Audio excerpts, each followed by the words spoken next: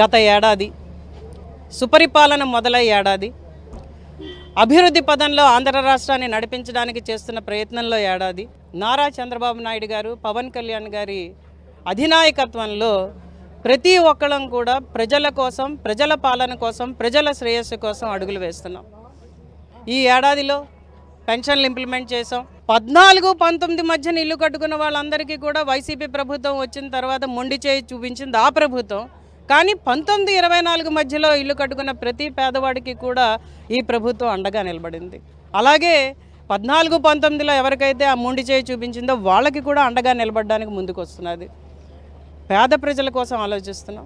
మళ్ళీ ఈ ఖరీఫ్ సీజన్కి ఇరిగేషన్ ప్రాజెక్టులన్నింటినీ కూడా గాడిలో పెట్టుకొని సాగునీరు రైతుకు అందించే దిశగా మేము ముందుగా అడుగులేస్తున్నాం. ఇవన్నీ ఎవరికి తెలీదు.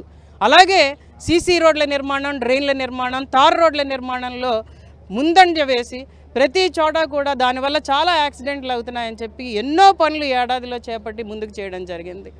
మత్స్యకార భరోసా ఇచ్చాం. 10,000 నుంచి 20,000కి పెంపు చేసి ప్రతి ఒక్కరికి కూడా మత్స్యకార భరోసా అందించే దిశగా ముందుకు తీసుకెళ్ళాం. తల్లికి వందనం ఇప్పుడు ఇస్తాం. అలాగే కొత్త హౌసింగ్, కొత్త పట్టాలు ఇచ్చే దిశగా ముందుకెళ్తున్నాం. అలాగే సూపర్ 6లో భాగంగా ఆర్టీసీ బస్సులు, వాటిని కూడా మనం త్వరలోనే గాడి పెట్టి మహిళలకు ఉచిత బస్సు అందించే దిశగా వెళ్తున్నాం. దీపం 2 పథకంలో సిలిండర్ అందజేసాం. మళ్ళీ మిగిలిన 3 సిలిండర్లు కూడా అందించే దిశగా ముందుకెళ్తున్నాం.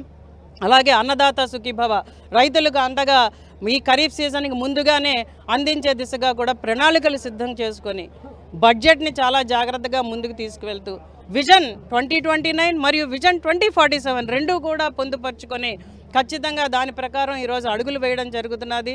అలాగే మనం చేస్తున్న పనులన్నింటినీ కూడా పారదర్శకంగా ప్రజలకు తెలిసే దిశగా కూడా మనం చేయడం జరుగుతున్నది. ఇది మంచి ప్రభుత్వం, ఇది మంచి పరిపాలన.